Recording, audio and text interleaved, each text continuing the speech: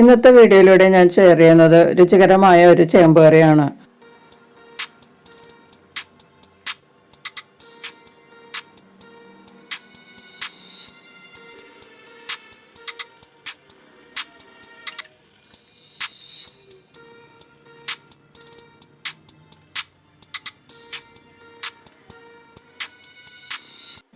ഈ ഒരു ചേമ്പ് കറി മാത്രം മതി നമുക്ക് ചോറ് എത്ര വേണേലും കഴിക്കാം.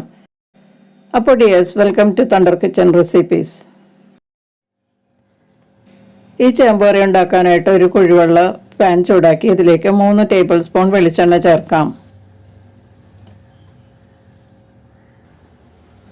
വെളിച്ചെണ്ണ നല്ലതുപോലെ ചൂടായി കഴിയുമ്പോൾ ഇതിലേക്ക് 6-7 ചെറിയ അല്ലി വെളുത്തുള്ളി ചതച്ചത് ചേർക്കാം. ഇനി ഇതിലേക്ക് 1.5 ഇഞ്ച് നീളത്തിൽ ചതച്ചെടുത്ത ഇഞ്ചി ഒരു കഷ്ണം ചേർക്കാം. എല്ലാം ചതച്ചതാണ് കേട്ടോ ചേർക്കേണ്ടത്. ഇനി ചേർക്കേണ്ട ഒരു 10-12 ചെറുള്ളി, അത് വട്ടത്തിൽ അരിഞ്ഞിട്ട് ചേർക്കാം. ഇതെല്ലാം കൂടി ഒന്ന് വഴറ്റി കൊടുക്കാം. ഈ കറിക്ക് ചെറുള്ളി തന്നെ ചേർത്താലേ അതിൻ്റേതായിട്ടുള്ള ടേസ്റ്റ് ഉണ്ടാവുള്ളൂ കേട്ടോ. ചെറുള്ളി നല്ലതുപോലെ നിറം മാറി തുടങ്ങുന്നത് വരെ വഴറ്റി കൊടുക്കാം. ഒത്തിരി മുരിഞ്ഞു പോകുന്നതിന് മുമ്പ് തന്നെ നമ്മൾ ഇതിലേക്ക് ആവശ്യമായ മസാലപ്പൊടികൾ ചേർത്ത് കൊടുക്കണം. ഉള്ളി ബ്രൗൺ നിറത്തിൽ മുരിഞ്ഞതിന് ശേഷം മസാലപ്പൊടികൾ ചേർത്താൽ മസാലപ്പൊടികൾ മുരിയുമ്പോഴേക്കും ഉള്ളി കരിഞ്ഞു പോവുകയും ചെയ്യും. അതുകൊണ്ട് ഉള്ളി മുരിഞ്ഞു തുടങ്ങുമ്പോൾ തന്നെ നമ്മൾ മസാലപ്പൊടികൾ ചേർക്കണം. ഇപ്പോൾ ഉള്ളി മുരിഞ്ഞു തുടങ്ങിയിട്ടുണ്ട്. ഇതാണ് കറക്റ്റ് പാകം. ഇനി നമുക്കിതിലേക്ക് ആവശ്യമുള്ള മസാലപ്പൊടികൾ ചേർത്ത് കൊടുക്കാം. 1/4 ടീസ്പൂൺ മഞ്ഞൾപ്പൊടി ചേർക്കാം. ഇനി ഇതിലേക്ക് 2 ടീസ്പൂൺ മല്ലിപ്പൊടി ചേർത്ത് കൊടുക്കാം. ഇനി 1 ടീസ്പൂൺ കാശ്മീരി മുളക് പൊടി ചേർക്കാം. 1/2 ടീസ്പൂൺ കുരുമുളക് പൊടി ചേർക്കാം. 1 ടീസ്പൂൺ ഗരം മസാല ചേർക്കാം. ഗരം മസാല എന്ന് പറഞ്ഞാൽ കുറച്ച് കൂടുതൽ വലിയ ജീരകവും ഗ്രാമ്പും പട്ട ഏലക്ക ചേർത്തത് പൊടിച്ചതാണ്. ഇത് മാത്രം പൊടിച്ച് ചേർത്ത് ഈ കറി ഉണ്ടാക്കിയാൽ ഒരു പ്രത്യേക ടേസ്റ്റാണ് കേട്ടോ. നമ്മൾ കടയിൽ നിന്ന് വാങ്ങിക്കുന്ന ഗരം മസാല പൗഡർ ചേർക്കരുത്.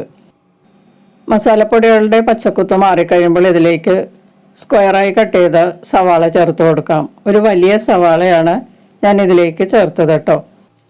ഇനി 2ആയി കട്ട് ചെയ്ത പച്ചമുളക് 4 എണ്ണം ചേർക്കാം. കുറച്ച് കൂടുതൽ കറിവേപ്പിലയും കൂടി ചേർത്തിട്ട് ഒന്ന് വഴറ്റി കൊടുക്കാം. ഇളക്കി കൊടുത്ത് നല്ലതുപോലെ ചൂടാക്കി സവാള നല്ലതുപോലെ സോഫ്റ്റായി ട്രാൻസ്പെറൻ്റ് ആവുന്നത് വരെ വഴറ്റിക്കൊടുത്ത് കുക്ക് ചെയ്യാം.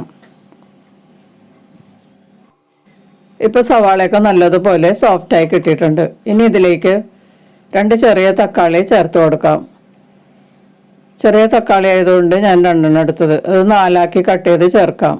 വലിയ തക്കാളിയാണെങ്കിൽ 1 ചേർത്താൽ മതിയാകും. വലിയ തക്കാളിയാണെങ്കിൽ നീളത്തിൽ ഒരു 6 പീസാക്കി കട്ട് ചെയ്തിട്ട് ചേർക്കാം. ഇതിലേക്ക് ആവശ്യമുള്ള ഉപ്പും കൂടി ചേർത്തിട്ട് ഒന്ന് നല്ലതുപോലെ വഴറ്റി കൊടുക്കാം.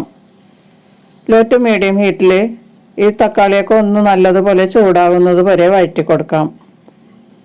ഒത്തിരി സോഫ്റ്റ് ആവേണ്ട ആവശ്യമില്ല. തക്കാളി ഒന്ന് നല്ലതുപോലെ ചൂടായാൽ മാത്രം മതി. ഇപ്പോൾ ഇത് കറക്റ്റ് പാകമായിട്ടുണ്ട്. ഇതിലേക്ക് ഇനി 1/2 കപ്പ് ചൂടുവെള്ളം ചേർത്ത് കൊടുക്കാം. എന്നിട്ട് ഈ മസാല നല്ലതുപോലെ ഈ വെള്ളത്തിൽ അഴിപ്പിച്ചെടുക്കാം.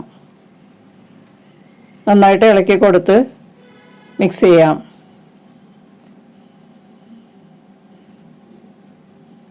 ഇപ്പോൾ ഇത് പാകമായിട്ടുണ്ട്. ഇനി ഇതിലേക്ക് നമുക്ക് ഗ്രേവിക്കുള്ള വെള്ളവും കൂടി ചേർത്ത് കൊടുക്കാം. ചേമ്പ് വേകാനുള്ളതും പിന്നെ നമുക്ക് കുറച്ച് ഗ്രേവിയും കൂടി വേണം. അതിന് ഞാനിപ്പോൾ 2 കപ്പ് വെള്ളം ചേർക്കുന്നുണ്ട്. ചൂടുവെള്ളം തന്നെയാണ് കേട്ടോ ചേർത്തത്. ഈ ചേമ്പ് കറി കുറച്ച് കുറുകിയ ചാറോട് കൂടിയ കറിയാണ്. അപ്പോൾ കുറച്ച് വെള്ളം നമ്മൾ ഇതിലേക്ക് ചേർക്കണം. അതുകൊണ്ട് മൊത്തത്തിൽ ഇപ്പോൾ 2.5 കപ്പ് വെള്ളം ചേർത്തിട്ടുണ്ട്. ഒത്തിരി വെള്ളം വറ്റിപ്പോവുകയാണെങ്കിൽ നമുക്ക് ചൂടുവെള്ളം 1/2 കപ്പോ അല്ലെങ്കിൽ 1 കപ്പോ ഒക്കെ ചേർത്ത് കൊടുക്കാവുന്നതാണ്.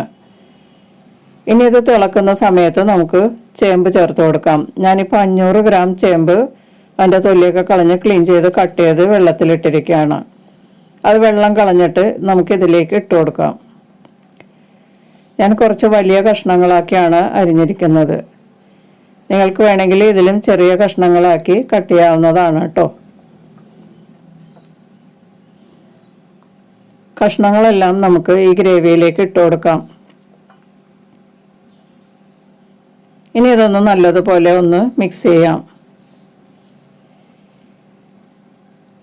ഇനി നമുക്കിത് മൂടി വെച്ച് വേവിച്ചെടുക്കണം.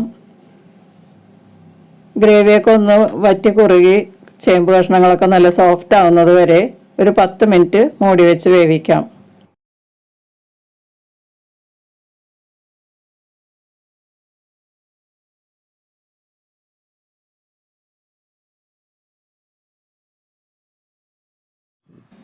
ഇപ്പോൾ ചേമ്പ് കഷ്ണങ്ങൾ മൂടി വെച്ച് വേവിക്കാൻ തുടങ്ങിയിട്ട് 10 മിനിറ്റ് ആയിട്ടുണ്ട്.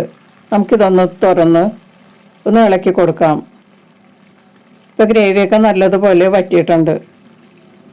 ഈ കഷ്ണങ്ങൾ വെന്തോന്ന് നമ്മൾക്ക് ചെക്ക് ചെയ്യണം. അതിന് വേണ്ടി ഒരു കഷ്ണം എടുത്തിട്ട് നമുക്കൊന്ന് കട്ട് ചെയ്ത് നോക്കാം. ഇതിപ്പോൾ പാകത്തിന് വെന്തിട്ടുണ്ട്. ഒത്തിരി വെന്ത് ഉടഞ്ഞു പോകുന്ന പാകത്തിൽ എടുക്കരുത്, ഇതേ പാകത്തിൽ തന്നെ എടുക്കണം.